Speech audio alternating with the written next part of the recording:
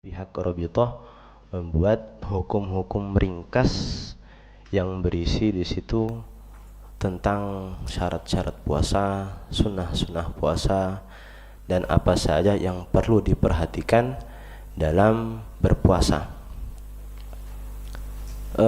Sebelum masuk ke dalam pembahasan inti, mungkin kita bahas sedikit tentang bulan Sya'ban.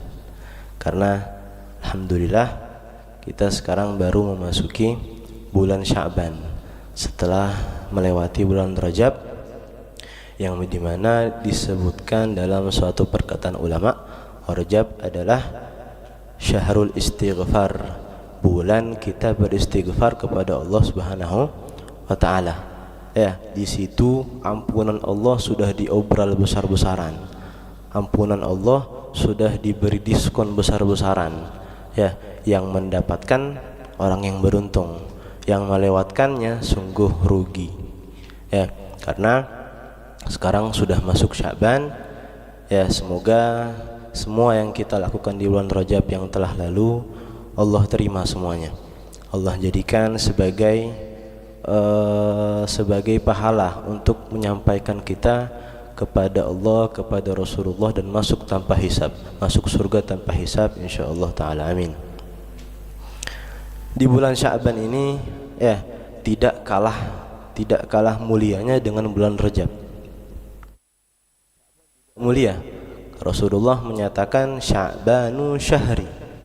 Sya'ban adalah bulanku, kata Rasulullah sallallahu alaihi wasallam. Dan di Sya'ban itu juga ada suatu kejadian yang sangat luar biasa, yaitu ketika para orang kafir Quraisy, orang-orang kafir seperti Abu Jahal dan kawan-kawannya dan besti-bestinya, dia mengkafiri, mengingkari daripada Rasulullah sallallahu alaihi wasallam, tidak beriman dengan Rasulullah, tidak percaya dengan Rasulullah karena rasa gengsi mereka.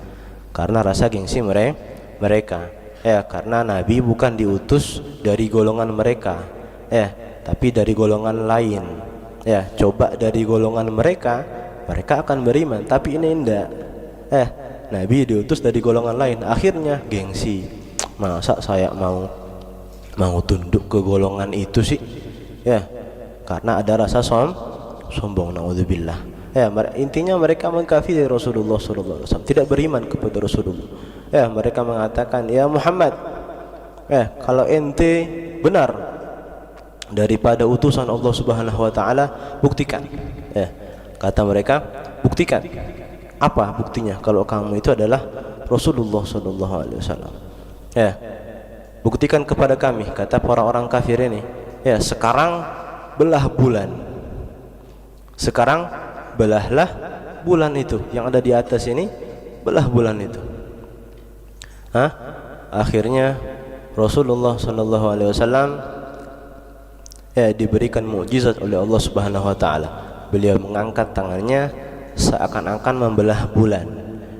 Dan ternyata ketika menengok ke atas, bulan tersebut benar-benar terbelah. Sallallahu alaihi Muhammad. Itu adalah kejadiannya di bulan Sya'ban. Bahkan setelah Rasulullah membelah bulan pun, mereka pun tidak beriman. Mereka mengatakan ini adalah sihir. Ini adalah sihir, tipuan ini. Muhammad menipu kita. Muhammad telah menipu kita. Saya tidak beriman ini, saya tidak beriman. Naudzubillah. Kalau sudah hati distempel kafir sama Allah Subhanahu wa taala, sudah mustahil akan mendapatkan hidayah Allah Subhanahu wa taala. Juga disebutkan di bulan Sya'ban ini adalah bulan untuk bersolawat kepada Rasulullah sallallahu alaihi wasallam. Disebutkan dalam beberapa kitab, disebutkan di situ fa'akthiru minas salati alaihi ayyuhal ikhwan fi kulli azman. Perbanyaklah bersolawat kepada Rasulullah sallallahu alaihi wasallam di bulan Sya'ban ini. Di bulan Sya'ban ini tidak berat, salawat itu tidak berat. Minimalnya Allahumma sholli ala Sayyidina Muhammad. Mau ala Muhammad juga terserah, yang penting salawat. Ya, mau ala sayyidina Muhammad, mau ala Muhammad, terserah. Terserah, karena ulama berbeda pendapat. Ketika para sahabat bertanya kepada Rasulullah, kaifa nusolli alaik, bagaimana kami bersalawat kepada kamu? Maka Rasulullah menjawab, faqul Allahumma salli ala Muhammad. Allahumma salli ala Muhammad. Tapi para ulama mereka mendahulukan adab daripada imtithalul amr, daripada mematuhi daripada perintah. Mereka lebih mendahulukan adab. Jadi mereka mengucapkan, ada sebagian ulama mengatakan Allahumma sholli ala sayyidina Muhammad, ada yang lain mengatakan Allahumma sholli ala Muhammad. Tidak ada salahnya, mau ngikut yang manapun terserah, yang penting salawatnya kepada Nabi Muhammad, bukan kepada yang lain-lain, kepada Nabi Muhammad.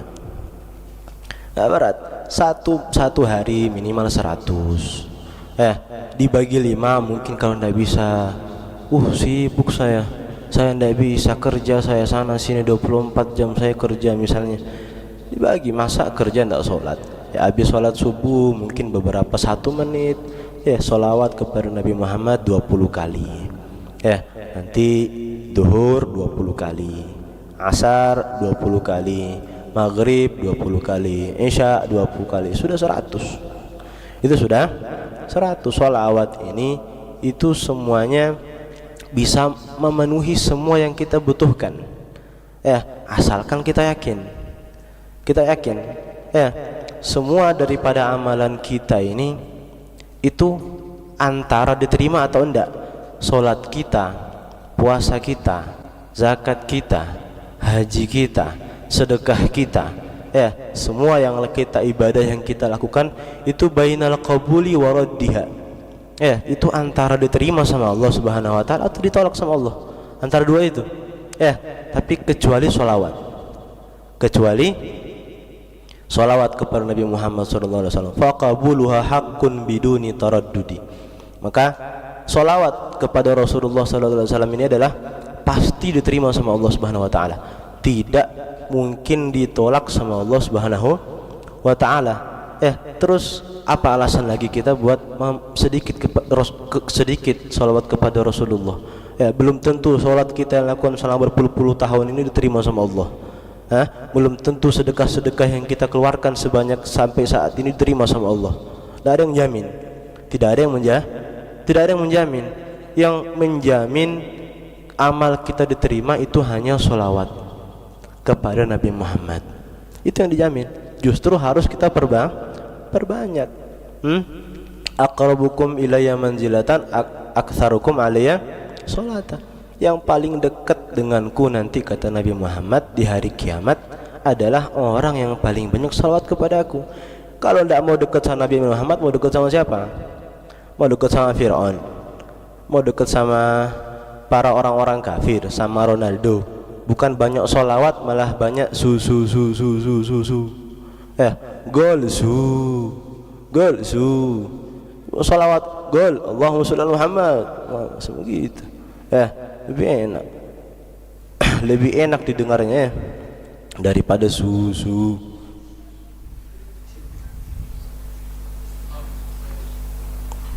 Juga di bulan Sya'ban ini, di nisfu Sya'ban tepatnya, di bulan Sya'ban ini terdapat satu malam yang mulia, yaitu apa? Nisfu Sya'ban, yang biasa kita baca Yasin 3 kali itu. Itu malam nisfu Sya'ban namanya. Malam nisfu Sya'ban ini termasuk malam yang la turaddu fihi da'wah, termasuk malam yang tidak ditolak di situ untuk kita berdoa, pasti diterima sama Allah Subhanahu wa taala.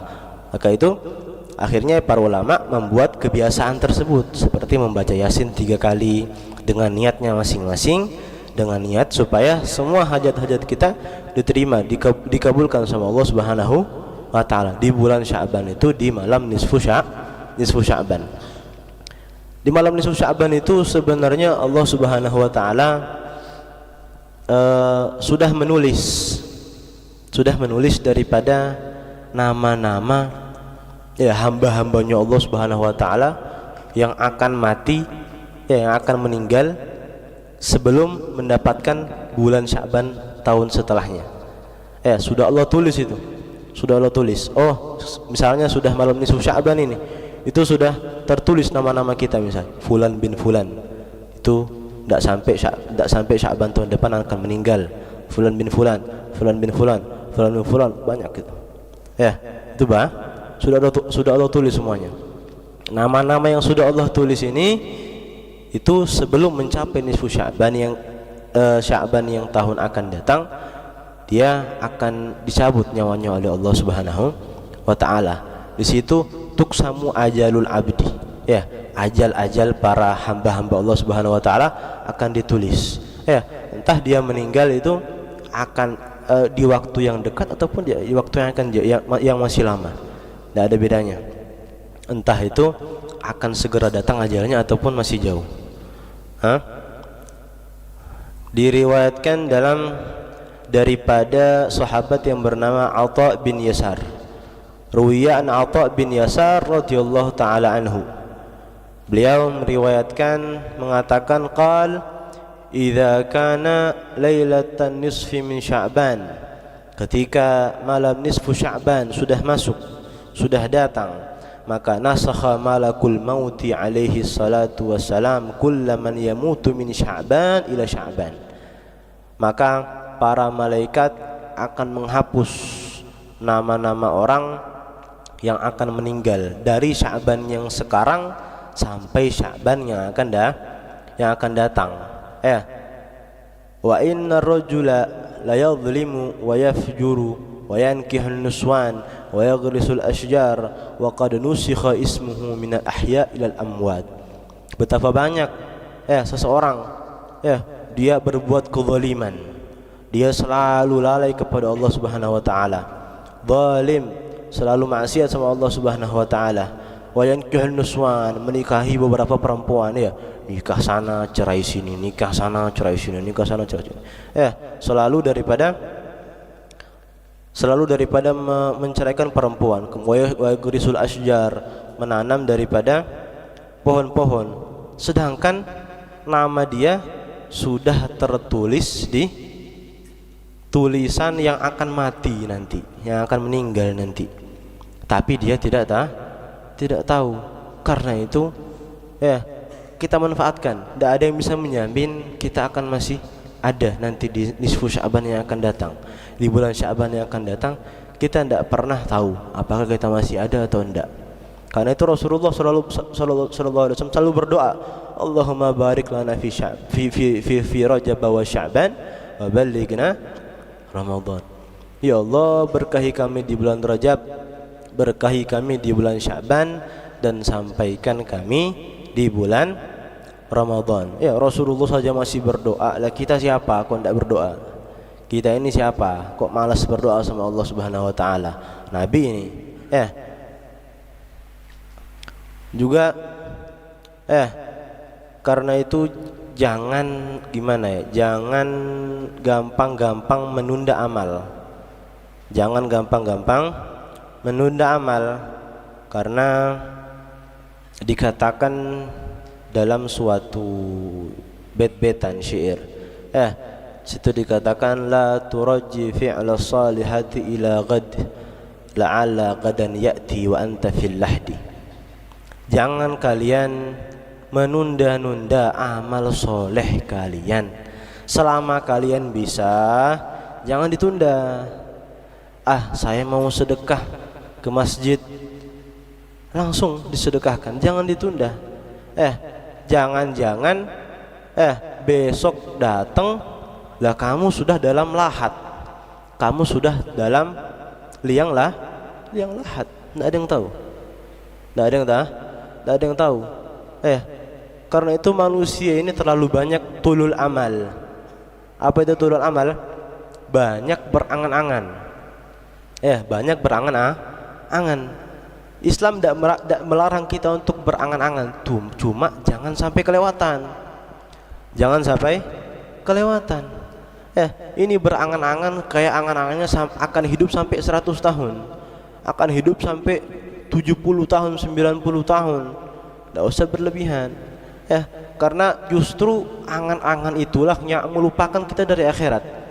Justru angan-angan itulah yang melupakan kita dari akhirat. Tidak ada yang tahu. Karena Allah Subhanahu wa taala ketika menciptakan manusia, Allah kemudian menciptakan kematian buat manusia. Ya, para malaikat pun bingung. Bingung. Mereka mengatakan, "Ya Allah, kalau Engkau menciptakan kematian bagi manusia, bagaimana mereka akan hidup tenang? Mereka akan selalu gelisah menanti kematiannya. Mereka tidak akan hidup tenang." Kata para malaikat. Kata Allah Subhanahu wa taala, "Enggak. Ente tenang saja. Ya, karena saya Allah Subhanahu wa taala menciptakan bagi manusia tulul amal."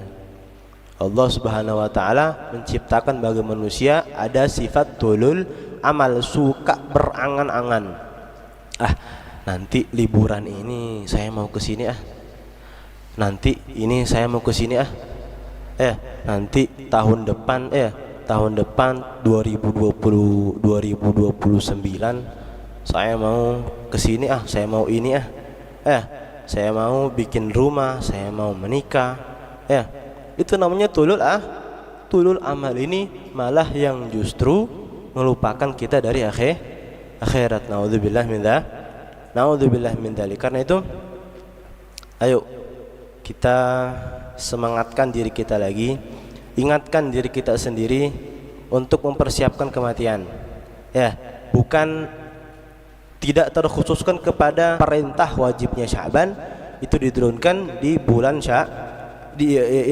perintah puasa wajib di bulan Ramadan itu turun di bulan Sya'ban tahun kedua Hijriah, tahun kedua setelah Nabi berhijrah ke Madinah. Tahun kedua setelah Nabi hijrah ke Madinah. Hikmah puasa, apa sih hikmah puasa ini? Kok Allah Subhanahu wa taala memerintahkan kita untuk berpuasa? Kenapa? Padahal tidak enak puasa itu. Dan puasa itu tidak enak. Makanan ada kok dilarang makan, minuman ada kok dilarang minum sama Allah Subhanahu wa taala. Hikmahnya adalah menahan hawa nafsu. Yang pertama adalah menahan hawa nafsu. Karena kata Nabi Muhammad, "As-siyamu junnatun minan nar ka junnati ahadikum minal qital." Puasa itu adalah perisai dari api neraka Allah Subhanahu wa taala. Puasa seperti perisainya kalian dalam peperangan. Peperangan ini banyak senjata yang mengarah kepada kita, entah itu tombak, entah itu pedang, entah itu panah, atau tinjuannya orang lain, pukulannya orang lain.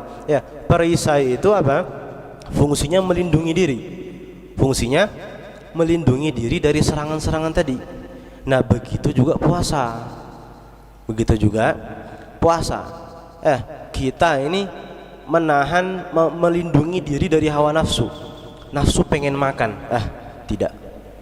Karena Allah Subhanahu wa taala melarang makan ketika puasa. Nafsu pengen minum, tidak. Allah Subhanahu wa taala melarang untuk minum ketika berpuasa. Nafsu pengen bersetubuh sama istrinya, tidak.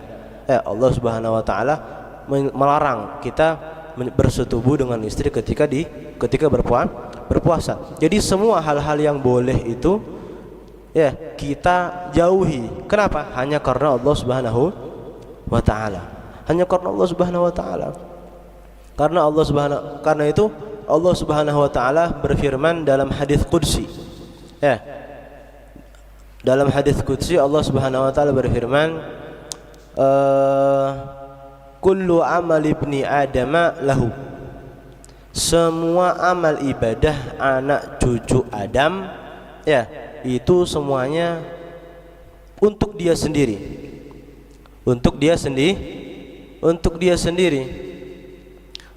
Illa som, kecuali puasa. Fa innahu li, puasa itu adalah untukku. Wa ana ajzi bihi, dan saya yang akan langsung membalasnya. Di situ ada muskilah. Maksudnya fa innahu li, puasa itu adalah untukku. Loh, berarti ada amal kita yang bermanfaat bagi Allah Subhanahu wa taala? Ya tidak. Tidak begitu ya akhi. Maksudnya apa? Perkataan fa innahu li itu adalah isyarat. Itu adalah isyarat bahwasanya puasa ini pahalanya tidak ada yang tahu kecuali Allah Subhanahu wa taala. Tidak ada yang tahu kecuali Allah Subhanahu wa taala. Malaikat pun tidak tahu. Malaikat pun tidak tahu. Yang tahu siapa? Hanya Allah, dan orang yang berpuasa itu yang tahu. Tahunya kapan? Nanti pas sudah bertemu sama Allah Subhanahu wa taala. Allah tunjukkan, ini loh. Pahala besarmu berpuasa. Pahalamu berpuasa ini loh, saya sudah simpan untukmu. Saya sudah simpan untukmu. Itu maksudnya. Bukan berarti puasa itu berarti untuk Allah Subhanahu wa taala, tidak. Bukan begitu maksudnya. Ada yang mengatakan maksudnya fa innahu li itu adalah ketika seorang hamba dia meninggal dan amalannya ditimbang sama Allah Subhanahu wa taala, ternyata semasa hidupnya ini dia pernah mendolimi orang banyak. Entah itu dia memukul atau membunuh misalnya, atau mencuri hartanya, mencaci maki, mengganggu. Ini semuanya adalah perbuatan yang zalim. Nanti di hari kiamat Allah akan pertanggungjawabkan. Meninggal orang ini misalnya, yang sering begini, banyak mengganggu orang, banyak mendolimi orang, meninggal. Ketika ditimbang amalnya sama Allah Subhanahu wa taala, orang-orang ini datang untuk menuntut, ya Allah, orang ini pernah mengambil harta saya, orang ini pernah memukul saya. Datang lagi, ya Allah, orang ini pernah mencaci saya. Datang lagi, ya Allah, orang ini orang tidak habis-habis. Tidak habis-habis. Akhirnya Allah Subhanahu wa taala mengatakan, para malaikat bingung, ya Allah, bagaimana ini? Kata Allah, sudah, itu kebaikannya ente ambil. Kebaikannya orang ini ente ambil aja. Ente ambil, bagikan ke orang-orang ini. Akhirnya sama malaikat pahalanya orang ini diambil. Pahalanya orang ini diambil. Walaupun orang ini adalah seorang yang soleh tingkat dewa misalnya, habis taubat, tapi meninggal. Belum misalnya apa? Dia tidak mengganti atau meminta maaf kepada orang-orang yang dia zalimi. Harta yang dia curi tidak dia kembalikan, tidak dia ganti. Orang yang dia ganggu, orang yang dia caci maki, orang yang dia pukuli, tidak meminta maaf kepada dia. Itu semuanya nanti akan dipertanggungjawabkan. Akhirnya setelah amal-amalnya habis, dibagi-bagikan, ternyata masih ada sisanya. Masih banyak. Datang lagi, ya Allah, saya mau menuntut juga, orang ini pernah mendolimi saya, orang ini pernah begini, saya pernah. Masih banyak ternyata. Bingung malaikat, ya Allah, bagaimana lagi ini? Masih banyak orang, sedangkan ini kebaikannya sudah habis semua, kita bagi-bagikan tadi. Kebaikannya sudah habis, yang tersisa tinggal dosa-dosanya saja. Apa kata Allah Subhanahu wa taala? Apa? Ambil dosanya orang-orang yang menuntut itu. Ambil dosanya orang-orang yang menuntut itu. Ambil, kasih ke orang ini. Kasih ke orang ini. Jadi semuanya diambil itu. Orangnya datang satu persatu diambil. Diambil dosanya, dipindahkan ke orang ini. Diambil dosanya, dipindahkan ke orang ini. Diambil dosanya, dipindahkan ke orang ini. Seterusnya sampai itu. Yang awalnya dia banyak pahalanya karena sudah taubat, akhirnya karena kezalimannya dia pahalanya jadi habis. Sisa dosa yang aslinya berhak masuk surga jadi masuk nerakanya Allah Subhanahu wa taala. Akhirnya Allah perintahkan, sudah, masukkan dia ke neraka Allah Subhanahu wa taala. Dimasukkanlah dia ke neraka.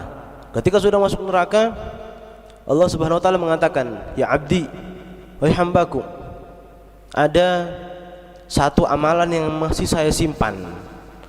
Ada satu amalanmu yang masih saya simpan, kata Allah Subhanahu wa taala. Saya tidak tunjukkan tadi. Kata orang tadi itu, kata si orang ini, apa ya Allah? Amal apa? Ya, sehingga engkau menyimpannya itu. Heran orangnya. Akhirnya Allah mengatakan, ini pahala puasamu. Ini loh pahala puasamu. Ternyata pahalanya sangat-sangat besar. Ternyata pahalanya sangat-sangat besar. Allah simpan pahala puasanya sangat banyak. Akhirnya yang asalnya dia ini masuk neraka Allah Subhanahu wa taala karena pahala puasanya, ya Allah selamatkan dia dari neraka, Allah masukkan ke surga. Itu maksudnya fa innahu li, puasa itu buatku. Maksudnya itu begitu. Puasa itu masih aku simpan pahalanya. Nanti ketika kamu butuhkan baru saya kasih. Baru saya kasih. Gitu. Faham ya? Kemudian hikmah yang kedua, mengurangi syahwat. Ya, namanya puasa ya, mengurangi syahwat. Pasti mengurangi syahwat. Kalau lapar itu tidak nafsu kita mau ngapa-ngapain. Ya, lapar, haus, lemas, ya, tidak nafsu mau ngapa-ngapain. Karena itu dia termasuk faedahnya mengurangi syahwat. Karena itu orang yang syahwatnya besar, ya, syahwatnya sedikit-sedikit syahwat, ya, apa? Sering-seringlah puasa. Ya, karena tadi itu kata Nabi, puasa itu adalah perisai. Puasa itu adalah perisai. Kemudian hikmah yang selanjutnya, memberikan pelajaran bagi si kaya, bagi orang yang kaya, untuk merasakan lapar sehingga menumbuhkan rasa kasih sayang kepada fakir miskin. Ya, karena namanya orang kaya, setiap hari pasti tidak akan kekurangan makanan. Setiap hari pasti berlimpah makanan di tempatnya. Ya, nah puasa ini diperintahkan supaya mereka tahu, begini loh rasanya lapar orang fakir miskin itu begini. Begini loh rasanya orang fakir miskin itu menahan lapar itu begini. Ya, akhirnya mereka merasakan kasih sayang kepada fakir miskin. Kemudian yang selanjutnya adalah menjaga dari maksiat. Puasa itu bisa menjaga seseorang dari maksiat. Ya, kadang seseorang itu misalnya mau minum balok, ternyata lagi puasa. Lagi puasa kak, jamnya deh sebentar malam sama gitu. Tapi puasanya ya tetap kita anggap sah. Kalau maksiat kita tidak kompromi, maksiat kita tidak ada kompromi. Apalagi maksiat di bulan Ramadan, ya pahalanya double. Dosanya double. Karena itu menjaga dari maksiat. Misalnya orang yang melihat perempuan kemudian mau berzina, naudzubillah. Puasa ndak boleh ya untuk bersenggama ya, ndak boleh. Akhirnya ndak jadi dia. Akhirnya tidak jadi dan lain-lain. Banyak gambaran-gambaran yang mana puasa itu mencegah ya seseorang dari maksiat. Ya. Kemudian kita bahas syarat-syarat sah puasa. Syarat-syarat sah puasa. Puasa itu tidak sembarang puasa. Ada syarat-syaratnya sehingga puasa kita diterima sama Allah Subhanahu wa taala. Sehingga puasa kita bisa dikatakan sah secara syariat. Secara syariatnya Allah Subhanahu wa taala. Yang pertama, syaratnya adalah al-Islam, harus Islam. Tidak boleh orang kafir puasa. Kalau dia pun puasanya tetap kita anggap tidak sah. Ya, apakah mereka wajib puasa? Wajib. Sebenarnya wajib, tapi karena mereka kafir, akhirnya puasanya tidak sah. Sebenarnya wajib. Sebenarnya wajib. Karena itu dalam Al-Qur'an dikatakan Allah Subhanahu wa taala berfirman tentang keadaan ahli surga. Bertanya kepada ahli neraka orang-orang kafir ini, "Masalakakum fi saqar?" Apa yang membuat kalian ini dimasukkan sama Allah Subhanahu wa taala ke neraka? Kenapa? Mereka menjawab, qalu lam nakum minal musallin, kami tidak salat, walam nakun nut'imul miskin, dan kami tidak memberi makan kepada orang-orang miskin. Ya, ini termasuk dalil bahwasanya orang kafir itu sebenarnya wajib, tapi tidak sah karena kekafirannya. Tidak sah karena kekafirannya. Itu syarat yang pertama, harus Islam. Yang kedua, berakal. Ya, tidak boleh orang lagi gila kemudian disuruh puasa, tidak sah puasanya. Puasanya tidak sah karena yang mukhatab, yang kena ya tuntutan kewajiban dalam syariat itu adalah orang yang berakal. Orang yang tidak berakal tidak kena syariat. Tidak kena syariat. Itu syarat yang kedua. Syarat yang ketiga, bersih dari haid dan nifas. Perempuan yang haid dan nifas tidak boleh untuk berpuasa. Ya, tidak boleh untuk berpuasa. Kalau sudah suci, ya baru mereka boleh berpuasa. Walaupun sebelum mandi. Sudah suci ini saya ini, misalnya perempuan sudah suci, tapi saya belum mandi, apakah sudah boleh untuk berniat puasa? Boleh. Sudah boleh walaupun belum mandi. Ya, tetap boleh dia berpuasa. Begitu juga nifas. Sama. Begitu juga nifas. Dan syarat keempat adalah mengetahui waktu diperbolehkan untuk berpuasa. Mengetahui waktu diperbolehkan untuk berpuasa berarti tidak sah puasa orang kafir yang tadi. Orang gila tidak sah puasanya walaupun sebentar. Perempuan haid atau nifas puasanya juga tidak sah. Puasa di waktu yang diharamkan berpuasa. Misalnya di hari Idul Fitri, di hari Idul Adha dia puasa. Tidak boleh. Itu haram, tidak boleh berpuasa. Jadi harus tahu, mengetahui waktu-waktu yang tidak diperbolehkan berpuasa. Kemudian seperti hari raya atau hari tasyrik. Kemudian adapun perempuan yang terputus haid atau nifasnya sebelum fajar, maka puasanya tetap sah. Dengan syarat niat dulu. Sekalipun belum mandi sampai pagi. Jadi perempuan yang sudah suci, sudah berhenti darahnya, ternyata mepet waktunya sudah jam 4 misalnya. Mau mandi takutnya sudah keluar waktu, tidak apa-apa, niat aja langsung. Karena syariat pun juga membolehkan walaupun sebelum mandi. Jadi itu tadi adalah dalil puasa, kemudian hikmah-hikmah puasa dan juga syarat-syarat sah puasa. Mungkin sampai situ dulu, dan nanti setelahnya mungkin akan dilanjutkan oleh Al-Habib Husain bin Ahmad Al-Hamid. Wallahu ta'ala alam bisawab. Al-Fatihah. Ya kana